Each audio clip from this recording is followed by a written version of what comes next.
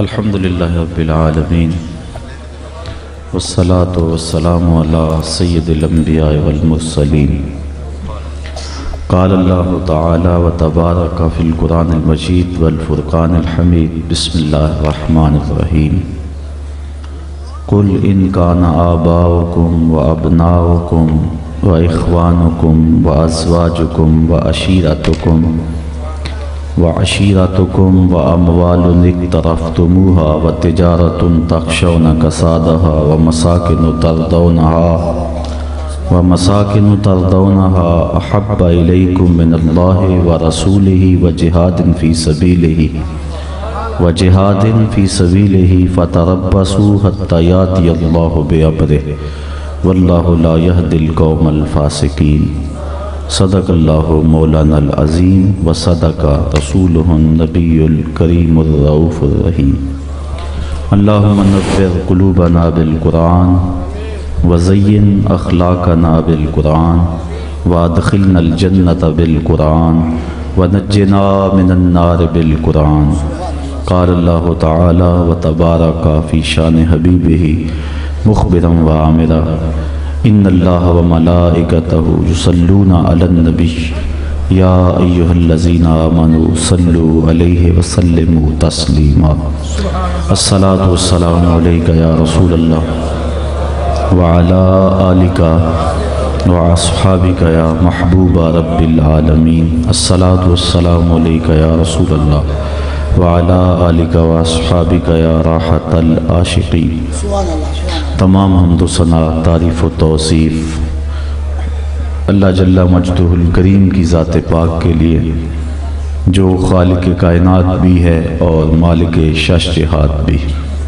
اللہ جل وعلا کی حمد و ثنا کے بعد حضور نبی اکرم شفیع امم رسول محتشم نبی مکرم اللہ کے پیارے امت کے سہارے رب کے محبوب دانائے غیوب مالک رقاب امم فخر عرب و عجم والی کون و مکان سیاہ لا مکان سید انس و جاں سرور لالا رخاں نیر تاباں سرنشین مہوشاں ماہ خوباں شہنشاہ حسینہ تتمہ دوراں سر خیل زہرہ جمالاں جلوہ صبح ازل نور ذات لم یزل باعث تکوین عالم فخر آدم و بنی آدم نیر بطحا رازدار ما اوہا شاہد ما طغا صاحب علم نشرہ معصوم آمنہ احمد مجتبی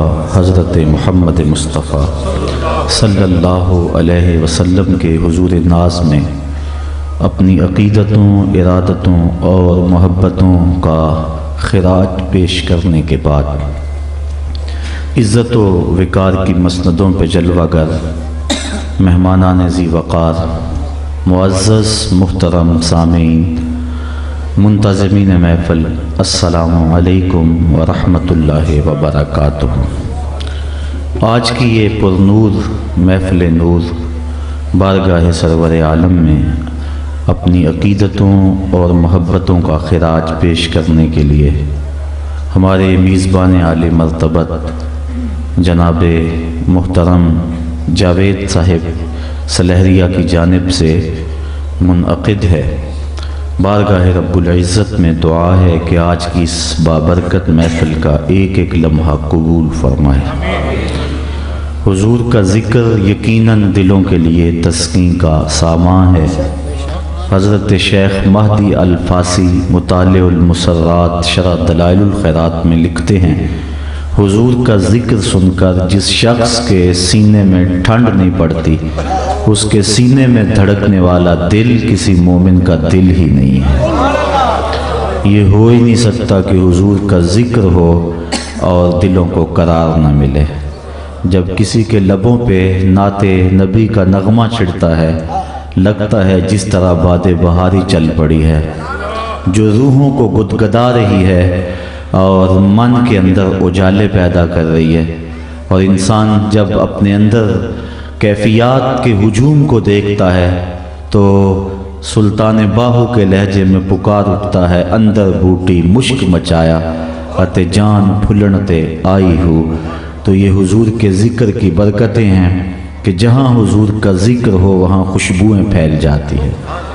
ہمارے نقیب عالی مرتبت میلاد ہاؤس کے حوالے سے بات کر رہے تھے کہ ہمارے میزبان محترم نے اپنے گھر کا نام میلاد ہاؤس رکھا، اور میرے دل میں یہ بات آ رہی تھی کہ حضور علیہ السلام کے میلاد کے ساتھ جو منسوب مکان بنایا گیا اس کو فنا نہیں ہوگی، چونکہ جہاں ذکر رسول ہو وہاں بقا ہوتی ہے۔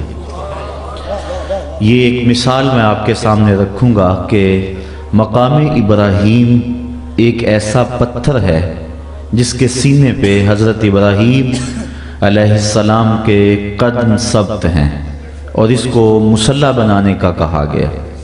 سینکڑوں ہزاروں پتھروں پر ان کے قدم لگے تھے، چونکہ جس وادی میں وہ رہے ہیں، شام سے فلسطین تک اور فلسطین سے حجاز تک جن راہوں سے گزرتے رہے وہ سارے راہ پتھریلے تھے۔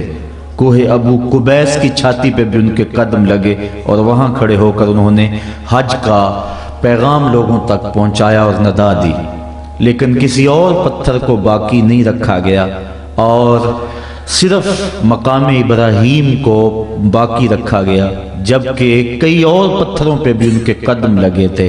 لیکن اس پتھر کو باقی کیوں رکھا گیا؟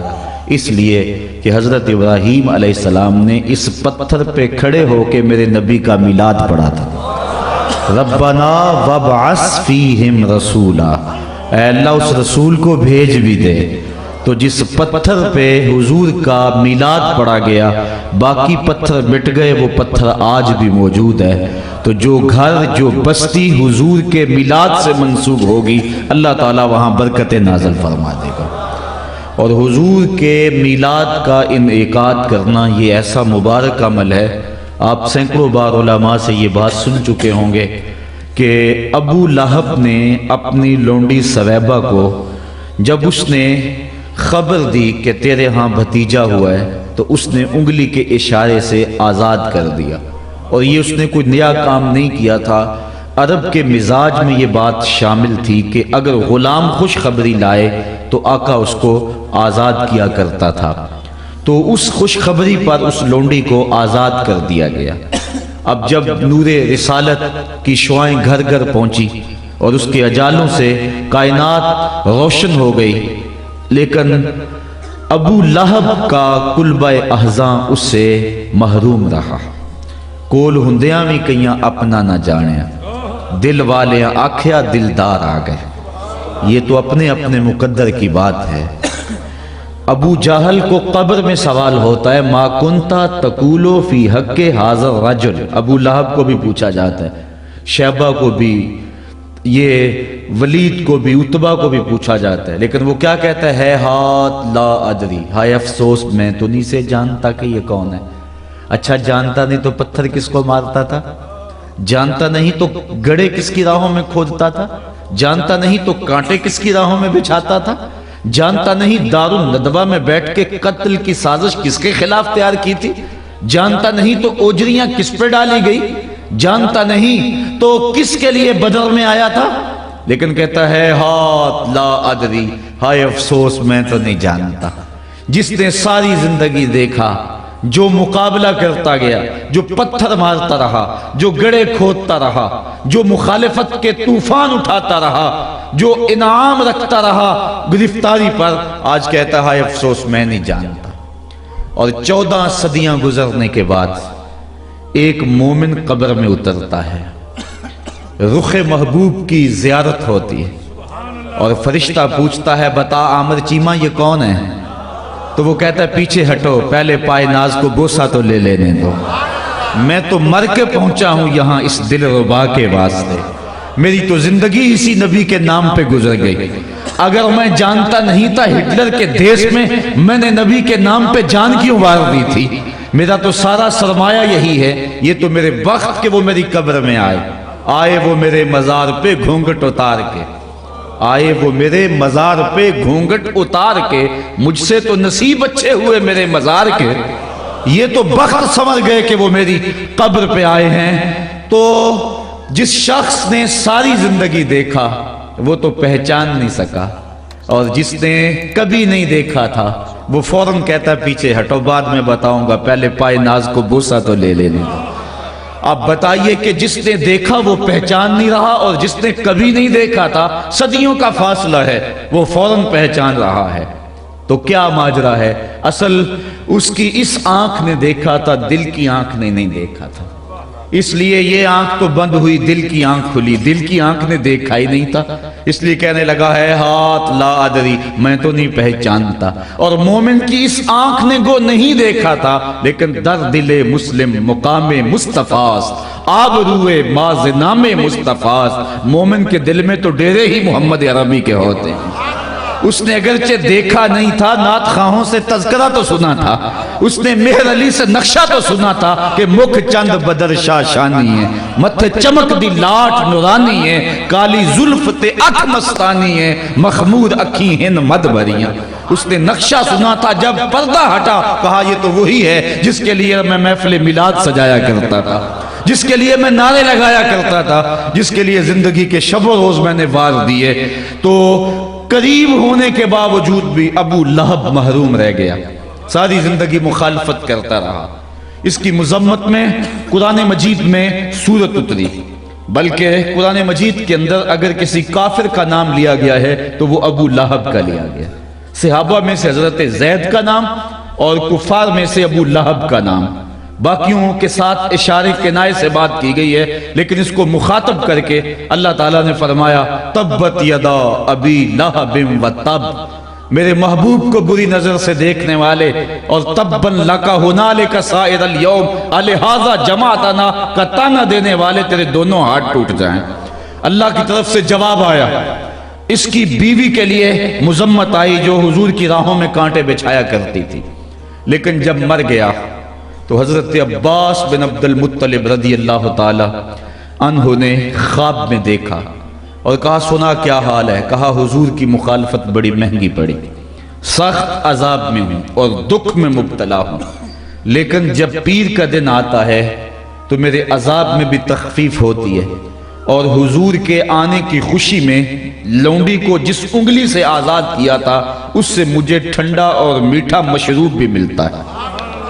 اب اس نے حضور کو نبی سمجھ کر خوشی نہیں کی تھی، جب اعلان نبوت ہوا تو اس نے انکار کیا، بھتیجا سمجھ کے خوشی کی تھی، لیکن اس کے باوجود قبر میں اس کو بھی فائدہ پہنچ رہا ہے، اور یہ کتب صحاح میں روایت موجود ہے۔ حضرت امام ابو شامہ جو شارح مسلم امام نووی کے استاد ہیں، آپ فرماتے ہیں بھتیجا سمجھ کے خوشی منانے والے کافر کو بھی اللہ محروم نہیں رکھتا، تو کہا اس مومن اور موحد کا عالم کیا ہوگا جو نبیوں کا امام سمجھ کے خوشیاں مناتا ہے۔ تو حضور کے آنے پر اظہار مسرت کرنا، اظہار خوشی کرنا، یہ مومن کا طرہ ہے اور اس کا مزاج ہے، اور وہ مختلف بہانوں سے حضور کا تذکرہ کرتے ہیں۔ آج بھی یہ بابرکت، خوبصورت اور پر نور محفل آپ کے یہاں سجائی گئی، اللہ تعالیٰ آپ کو اور مجھے اس کی برکتیں عطا فرمائے۔ قرآن مجید سے میں نے جو کلمات اور جو آیت نور آپ کے سامنے تلاوت کی گئی ہے، اس میں ارشاد فرمایا اے محبوب فرما دو، اے لوگو اگر تمہارے ماں باپ، تمہارے بیٹے، تمہارے بھائی، تمہاری بیویاں، تمہارا کمایا ہوا مال، تمہارے قبیلے اور تمہاری وہ تجارت جس پر تمہیں کساد بازاری کا ڈر لگا رہتا ہے، اور تمہارے وہ محبوب بنگلے اور کوٹھیاں جو تمہیں پسند ہیں، اگر اللہ، اس کے رسول اور جہاد فی سبیل اللہ سے تمہیں زیادہ محبوب ہیں تو پھر اللہ کے فیصلے کا انتظار کرو، بے شک اللہ تعالیٰ فاسق قوم کو ہدایت نہیں دیتا۔ حضور علیہ السلام کی محبت اہل ایمان کے دل کا قرار ہے، اور جس کے سینے میں حب رسول نہیں ہے اس کے سینے میں دھڑکنے والا دل، میں عرض کر چکا شیخ مہدی کے حوالے سے، کسی مومن کا دل نہیں ہے۔ محبت کیا ہے؟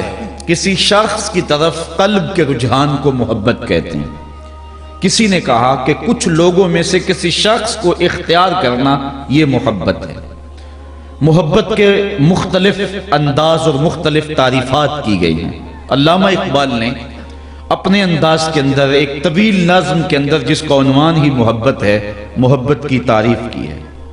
وہ کہتے ہیں عروس شب کی زلفیں تھی ابھی نا آشنا خم سے، ستارے آسماں کے بے خبر تھے لذت رم سے، قمر اپنے لباس نو میں بیگانہ سا لگتا تھا، نہ تھا واقف کبھی گردش کے آئینے مسلم سے، ابھی امکان کے ظلمت خانے سے ابری ہی تھی دنیا، حویدہ تھی نگینے کی تمنا چشم خاتم سے، سنا ہے عالم بالا میں کوئی کیمیاں گر تھا، صفاتی جس کی خاک پا میں بھر کر ساغر جم سے، لکھا تھا عرش کے پائے پہ ایک اکسیر کا نسخہ، چھپاتے تھے فرشتے جس کو چشم روح عالم سے، نگاہیں طاق میں رہتی تھی لیکن کیمیاں گر کی، وہ اس نسخے کو بھر کے جانتا تھا اسم اعظم سے، بڑا تسبیح خوانی کے بہانے عرش کی جانب، تمنائے دلی بھر آئی آ کر سائے پہم سے، پھرایا فکر اجزا نے اسے میدان امکان میں، چھپے گی کیا کوئی شے بارگاہ حق کے محرم سے، چمک بجلی سے مانگی چاند سے داغ جگر مانگا، حرارت لی نفس ہائے مسیح ابن مریم سے، پھر ربوبیت سے تھوڑی سی شان بے نیازی لی، ملک سے عاجزی افتادگی تقدیر شبنم سے، پھر ان اجزاء کو گھولا چشمہ حیوان کے پانی میں، مرکب نے محبت نام پایا عرش اعظم سے، محوس نے یہ پانی پھر ہستی نوخیز پر چھڑکا، گرا کھولی ہنر کی گویا اس نے کار عالم سے، ہوئی جنبش ایاں ذروں نے لطف خواب کو چھوڑا، گلے ملنے لگے اٹھ اٹھ کے اپنے اپنے ہمدم سے، خرام ناز پایا آفتابوں نے ستاروں نے، چٹخ غنچوں نے پائی داغ پائے لالا زاروں نے۔ اقبال کے نزدیک محبت ایک آسمانی لطیفہ ہے جو آسمان کا تحفہ اہل زمین تک پہنچا ہے، اور کائنات کا سارا حسن اس محبت کے دم سے ہے۔ اگر کائنات سے محبت نکال دی جائے تو یہ وحشیوں اور حیوانوں کا دیس بن جائے۔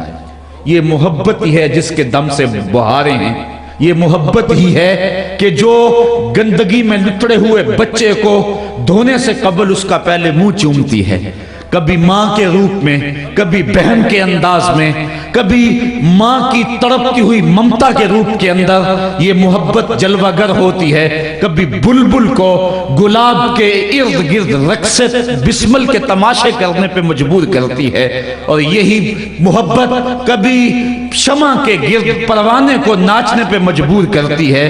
یہ محبت کائنات کا حسن ہے، یہ محبت کائنات کا نور ہے، کائنات کے سارے اجالے، ساری روشنیاں، ساری خوشبوئیں، ساری بلندیاں، عالی اقدار اس محبت کی طفیل ہیں۔ اگر محبت نہیں تو کچھ بھی نہیں۔ محبت کے دم سے یہ گلشن حسین ہے، محبت نہیں ہے تو کچھ بھی نہیں ہے۔ ساری کائنات کے اندر محبت اور پیار سے ہی رونق اور زندگی ہے۔ اب یہ بات تو ظاہر ہے کہ انسان کا سینہ محبت سے خالی نہیں ہو سکتا، یہ لازمی ہے کہ انسان کسی نہ کسی سے محبت ضرور کرے گا۔ اب وہ اقتدار کی چاہتوں میں پگلا ہو جائے، یا وہ حسن انسان کے اندر پگھلتا رہے، یا وہ دولت کا پجاری بن کے لیل و نہار اسی دھن میں گزارتا رہے، اس کی کوئی نہ کوئی خواہش ہوگی جو اس سمت اس کو روا رکھے گی، دل خالی نہیں ہوگا۔ لیکن غالب نے ایک بڑی پیاری بات کہی، وہ کہتا ہے غم اگرچہ جاں گسل ہے پر کیا بچیں کہ دل ہے، غم عشق اگر نہ ہوتا غم روزگار ہوتا۔ چونکہ اس سے چھٹکارا ہی نہیں، تو جب محبت کے بغیر چھٹکارا ہی نہیں، دل کسی دل میں اٹکاؤ کے سامان ہیں، یہ ضرور کسی کے لیے جو ہے وہ تڑپے گا، جی چاہتا ہے کسی لیے راتیں جاگوں، کسی کے لیے سسکیاں بھروں، کسی کے لیے آہیں بھروں، میرے آنسو کام آئیں یہ ضائع نہ جائیں۔ تو انسان جب محبت کرنے پہ مجبور ہے اور وہ کسی نہ کسی سے محبت ضرور کرے گا، تو بہتر نہیں ہے کہ اس میں حسن انسان کی محبت کو ڈالنے کے بجائے، اس کے اندر سیاست کی محبت کو ڈالنے کے بجائے، دولت کا پجاری بننے کی بجائے، اس دل کو جو ہے وہ دنیا میں اٹکانے کی بجائے رانجھا بن کے حسن محمد کی بات کی جائے۔ سبحان اللہ۔ تو یہ جو دل ہے یہ خالی نہیں ہو سکتا محبت سے، تو بہتر ہے کہ ایسے شخص سے محبت کی جائے کہ جو اس بات کا اہل ہو کہ اس سے محبت کی جائے۔ ورنہ انسان کسی سے محبت کرتا ہے، اور محبت کے بدلے میں وفا چاہتا ہے، پھر وہاں سے وفا نہیں ملتی، پھر سینے پہ داغ لے لیتا ہے اور روتا پھرتا ہے کہ میرے ساتھ وفا نہیں ہوئی۔ میاں تو نے بے وفا سے پیار لگایا تھا، تو نے اس سے پیار ڈالا تھا جو فانی اور بے وفا ہے، تو اس سے محبت کا رشتہ جوڑتا، اس سے الفت کا ناطہ قائم کرتا جو وفاؤں کی ریت کو جانتا ہے، جو بلال کو کہتا ہے تو کون سا نیک عمل کرتا ہے، میں نے تیرے قدموں کی آہٹ جنت میں سنی ہے۔ تو آؤ اس سے دل لگائے کہ انسان کسی سے محبت کیوں کرتا ہے۔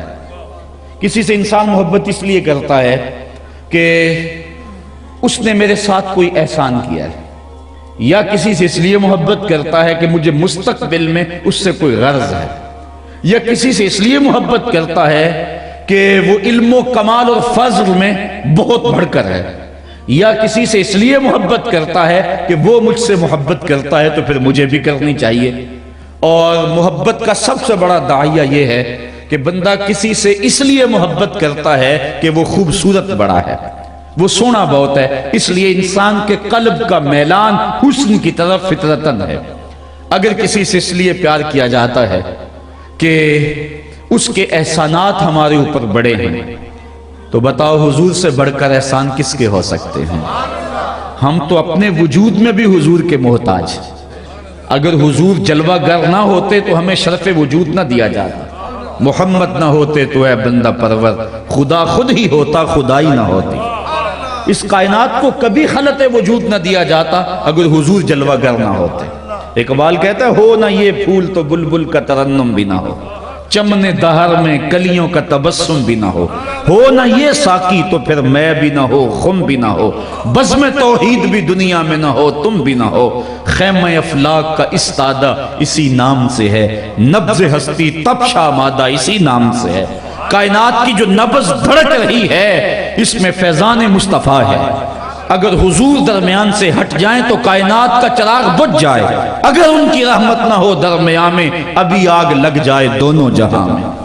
تو کائنات کے اوپر جو سویرے ہیں، روشنیاں ہیں، اور ہمارے اندر جو عروق کے اندر جو خون کی گردش ہے یہ آقا کریم کے صدقے سے ہے۔ اگر حضور نہ ہو تو کائنات بجھ جائے۔ کسی سے محبت اگر اس لیے کی جاتی ہے تو ہم اپنے وجود میں بھی حضور کے محتاج ہیں، اور اگر کسی سے اس لیے پیار کیا جاتا ہے کہ کل اس سے کام ہوگا۔ لوگ مختلف سیاستدانوں کے پیچھے دوڑتے ہیں کہ آج کوئی نیوندرا ڈالا ہوگا تو کل کام لیں گے ان سے۔ اگر کسی سے اس لیے پیار کا رشتہ جوڑتے ہیں تو بتاؤ حضور سے بڑھ کر کس سے کام ہوگا؟ جب سورج بھی سوا نیزے پہ ہوگا، زمین بھی جب تانبے کی ہوگی، کوئی کسی کا حال پوچھنے والا نہیں ہوگا۔ یوم یفر المرء من اخیہ و امہ و ابیہ، باپ بھی بھاگ جائے گا، ماں بھی بھاگ جائے گی، بہنیں بھی بھاگ جائیں گی، بیوی بھی بھاگ جائے گی، اولاد بھی بھاگ جائے گی۔ پھر کون کہے گا آنا لہا؟ کون دامن شفاعت کھولے گا؟ کون پیشانی کو سجدے میں رکھ کے اوپر سے زلفیں بکھیر دے گا اور عرض کرے گا مالک اتنی دیر تک سر نہیں اٹھاؤں گا جب تک امت کی بخشش نہ ہو؟ اللہ یا رسول اللہ، یا رسول اللہ۔ اگر کسی سے اس لیے محبت کی جاتی ہے کہ اس سے کام اور غرض ہے ہمیں، تو بتاؤ حضور سے بڑھ کر کس سے ہمیں کام ہو سکتا ہے؟ کسی سے محبت اس لیے بھی کی جاتی ہے کہ وہ علم و فضل میں بڑا کمال رکھتا ہے۔ اگر یہ داعیہ محبت ہے تو بتاؤ حضور سے بڑھ کر علم و فضل کس کے پاس ہے؟ ما کان و ما یکون کے خزینے تو مصطفیٰ کے سینے میں رکھے گئے۔ اللہ اکبر۔ کسی سے پیار اس لیے بھی کیا جاتا ہے کہ وہ پیار کرتا ہے، تو پیار کا بدلہ بھی تو پیار ہو، محبت کا بدلہ بھی تو محبت ہوگا۔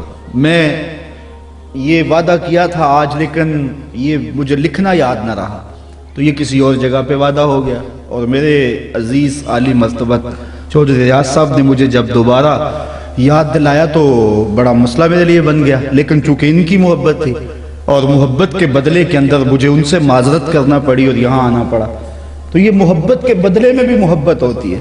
اب حضور سے بڑھ کر کون محبت کرتا ہے ہم سے؟ آقا کریم کی محبت کا عالم دیکھیے۔ فرمایا لو تدخلوا شوکۃ فی رجل احدکم لوجدت علما، اے میری امتی اگر تیرے پاؤں میں کانٹا بھی چبھ جائے نا اس کی تکلیف مجھے ہوتی ہے.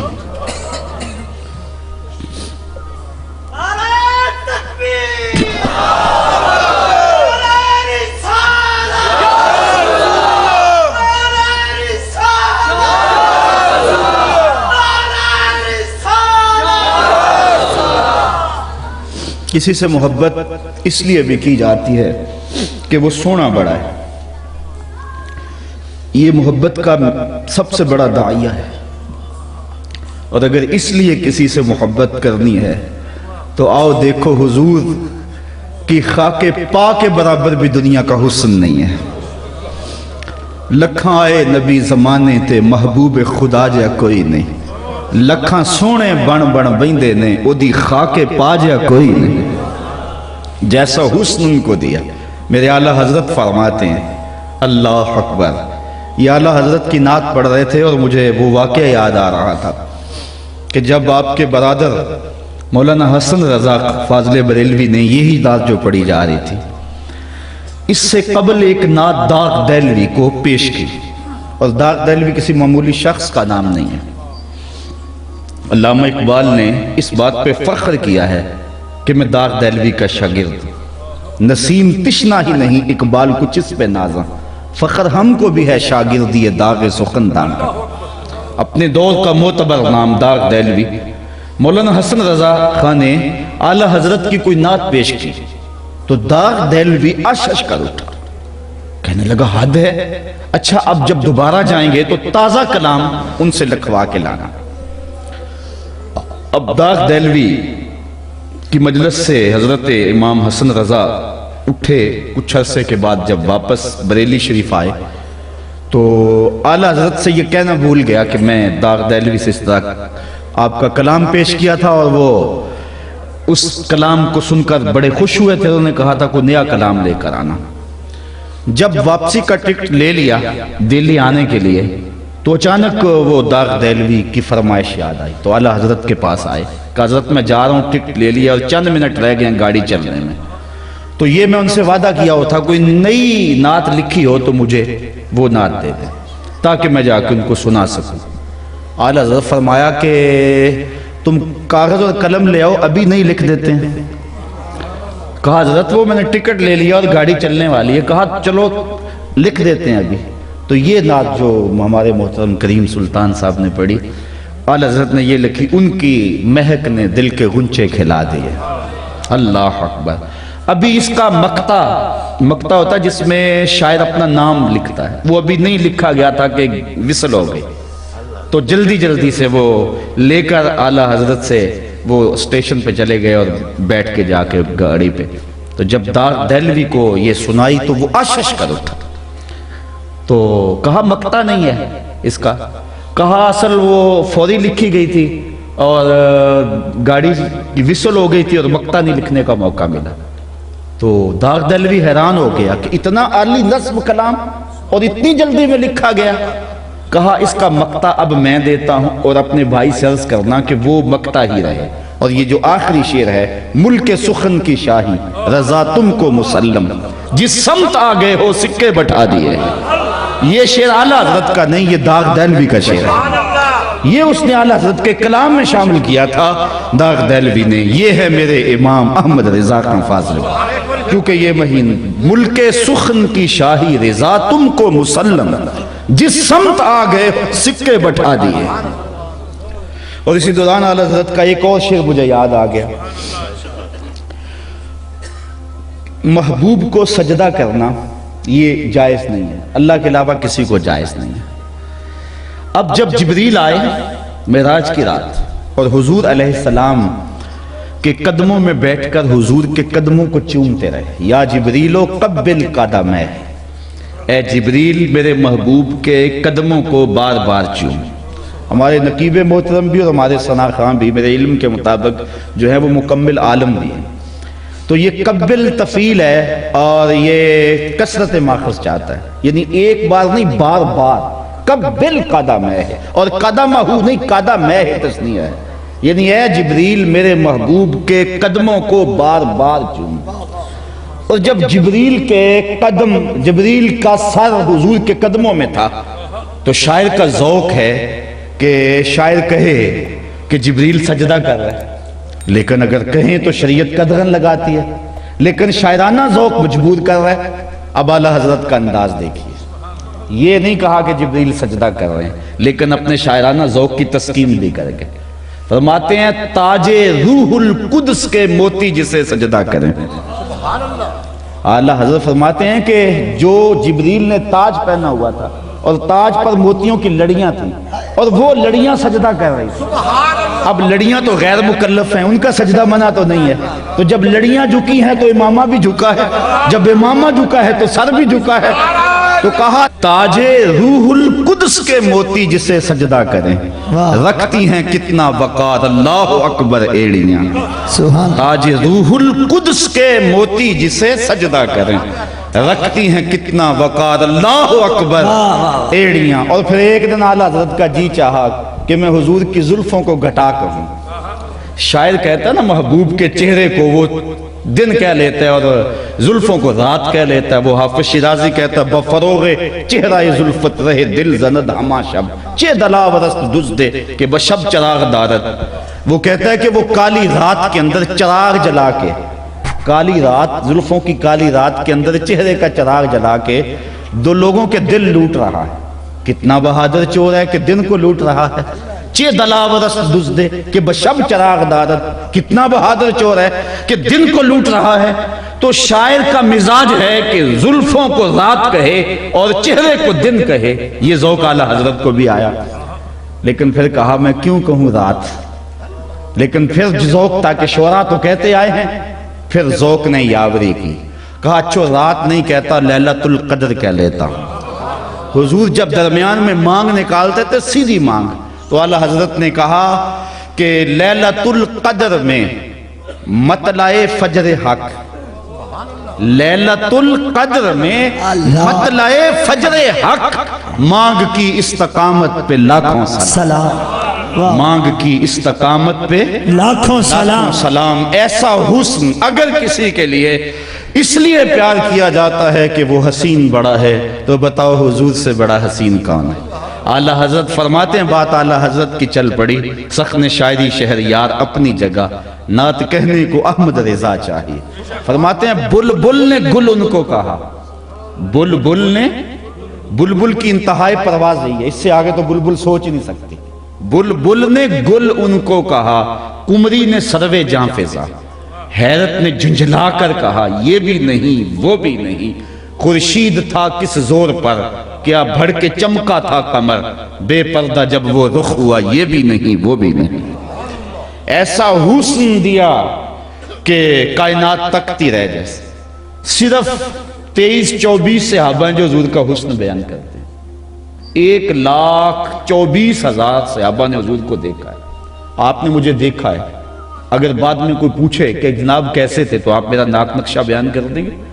رنگت ایسی تھی، نقوش ایسے تھے، کہنے سننے کا انداز یہ تھا، لباس وضاقتہ یہ تھی، اٹھنے بیٹھنے کی چال رفتار کی ساری انداز آپ بتا دیں گے؟ ایک مرتبہ دیکھا اور بیان کر دیں گے آپ؟ اور جنہوں نے شب و روز دیکھا اور ایک نہیں بار بار دیکھا، صحابی بنتا ہی تب ہے جو رخ مصطفیٰ کو دیکھے، لیکن اس کے باوجود وہ حلیہ بیان نہیں کرتے، صرف 22, 23, 24, 25 لگا لیں۔ اور یہ بھی وہ ہے جنہوں نے بچپن میں حضور کو دیکھا، تو یہ یا حضور کو سوئے ہوئے دیکھا یا گھر والے افراد ہیں، یہ حلیہ بیان کرتے ہیں، باقی حلیہ بیان نہیں کرتے۔ کہتے ہیں اس لیے کہ کسی آنکھ میں ہمت ہی نہیں تھی کہ دیکھ سکتی۔ ایک دوسرے سے پوچھتے تھے بتاؤ حضور کیسے تھے، کہا تم نے نہیں دیکھا، کہا نہیں دیکھا، دیکھ کر بھی نہیں دیکھا۔ اللہ اکبر۔ رخ کے آئینے میں مصور جڑا ہوا، رخ کے آئینے میں مصور جڑا ہوا، چہرے کی ہر لکیر پہ قرآن لکھا ہوا۔ کہتے نہیں ہم نے دیکھا۔ حضرت حسان بن ثابت رضی اللہ تعالیٰ عنہ فرماتے ہیں کہ میں نے دیکھا تھا، اور کہتے ہیں میرے پاس ایک طریقہ تھا اس لیے میں نے دیکھ لیا تھا۔ وہ طریقہ کیا سنیے ذرا اور محظوظ ہو جائیے۔ کہتے ہیں فلما نظرت الی انوارہ فودعت کفی علی عینی خوفا من ذہاب بصری جب میں حضور کو دیکھا تو اپنی آنکھوں پر انگلیاں رکھ کے انگلیوں کی اوٹ سے دیکھتا. کیوں کہ حضور کے جلووں کی چمک سے کہیں میری بینائی نہ جاتی رہے. یہ کون کہہ رہے ہیں؟ حضرت حسان بن ثابت. اور آپ جانتے ہیں کہ حضرت حسان بن ثابت شاعر تھے، اور شاعر حسن دیکھنے میں دلیر ہوتا ہے، اور جو حسن دیکھنے میں دلیر ہے وہ بھی آنکھوں پہ انگلیاں رکھ کے دیکھ رہا ہے. اور یہ ابھی حسن ظاہر نہیں تھا، 70,000 بشریت کے پردے تھے. 70,000 پردوں کے نیچے چھپا ہوا حسن، اور وہ بھی دیکھنے والا شاعر، اور وہ بھی کہتے ہیں آنکھوں پہ انگلیاں رکھ کے دیکھتا تھا. اگر وہ حسن بے نقاب ہوتا تو کیا ہوتا؟ یہی بہتر ہے کہ وہ پردے میں رو پوش رہے، وہ اگر پردہ اٹھا دے تو کسے ہوش رہے. کل قمر لیلۃ البدر لم ارى قبلہ ولا بعدہ مثلہ. حضرت ابو ہریرہ رضی اللہ تعالیٰ عنہ فرماتے ہیں کیا پوچھتے ہو، 14ویں رات کا چمکتا ہوا چاند تھے. پھر کہتے ہیں نہیں حضور جیسا نہ پہلے دیکھا نہ بعد میں دیکھا. حضرت حسان بن ثابت بولے دیکھتے کیسے؟ کسی ماں نے ایسا جنم دیا ہوتا تو دیکھتے. خدا نے وہ سچائی پن چھڑیا ہے جدے وچ محمد نو ٹالیا سی. خدا نے حسینہ جمیلہ دا منہ موڑ دیتا، محمد بنا کے قلم توڑ دیتا. اور اعظم کہتا ہے تو اجے میرا یار نہیں ڈٹھا جنوں ویکھ کے چند شرم آوے، ادھی راتی دن چڑھ جاوے، جیو رخ تو نقاب اٹھاوے تے جیو نکلے سیر کرن نو سارا گلشن سیس نواوے اتے دھرتی لف لف جاوے. جے ہاتھ پھلاں وچ رکھدا ہاتھ پھلاں تو ود جاوے. نین نشیلے مست رسیلے وچ سونا کجل سہاوے.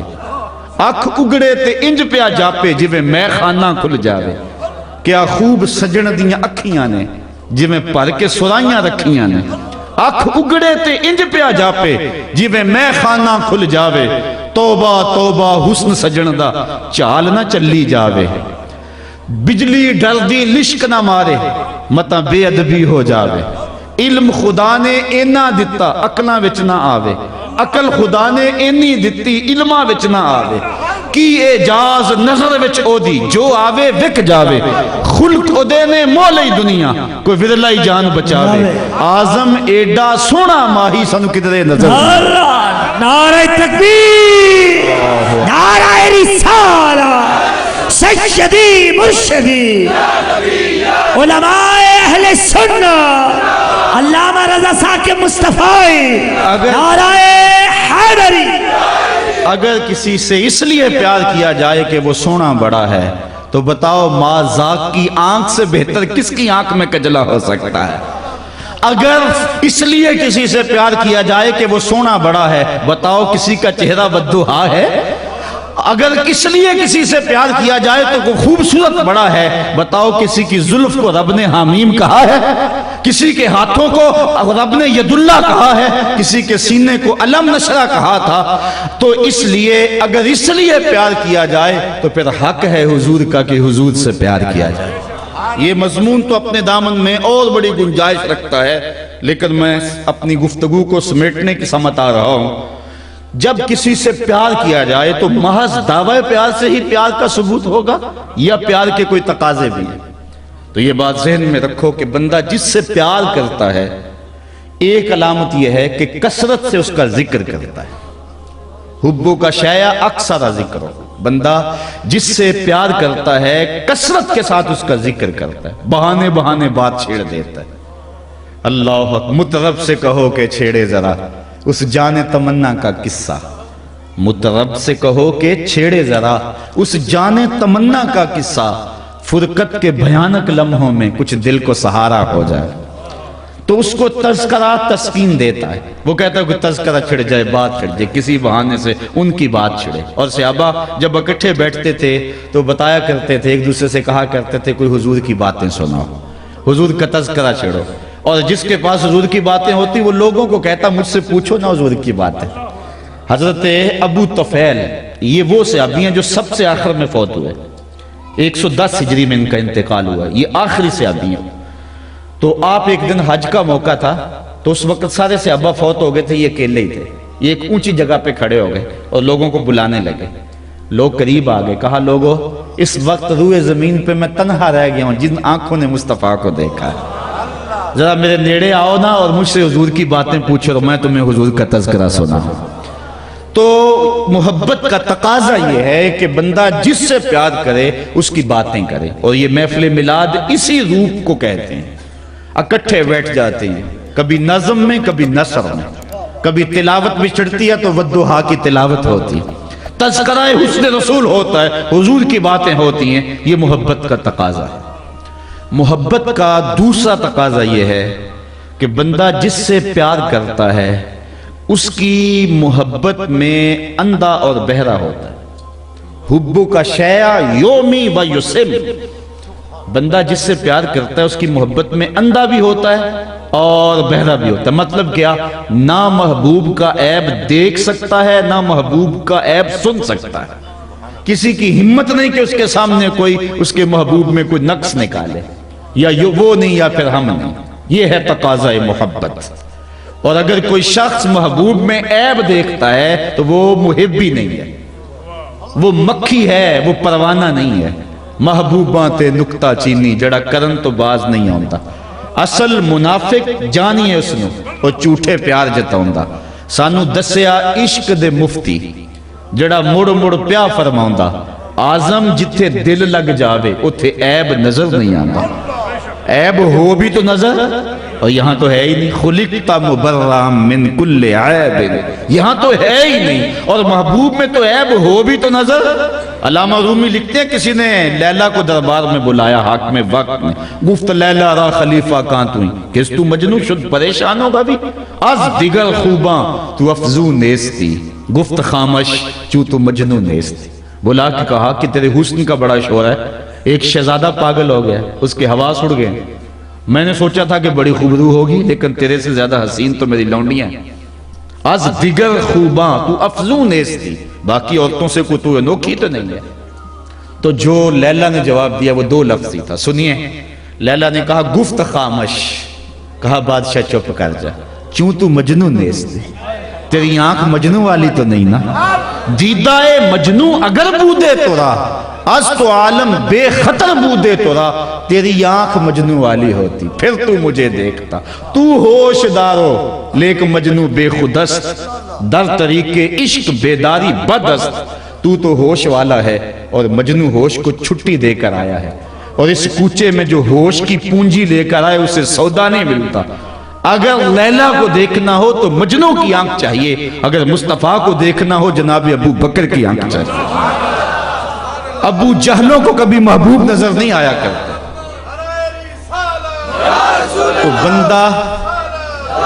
تو بندہ جس سے پیار کرتا ہے اس میں نقص نہیں دیکھ سکتا۔ بات تو لمبی ہے لیکن محبت کا ایک تقاضا یہ بھی ہے کہ بندہ جس کی محبت میں اپنے آپ کو دعویٰ رکھتا ہے، اپنے آپ کو جس کی محبت کا دعویٰ رکھتا ہے، جس سے پیار کا دعویٰ رکھتا ہے، اس کی اطاعت کرتا ہے۔ یہ کبھی نہیں ہو سکتا کہ پیار کرے پاکستان سے اور جھنڈا اٹھائے انڈیا کا۔ یہ کبھی نہیں ہو سکتا کہے کہ میں پاکستان کا فوجی ہوں اور وردی پہنی ہوئی ہو انڈیا کے فوجی کی۔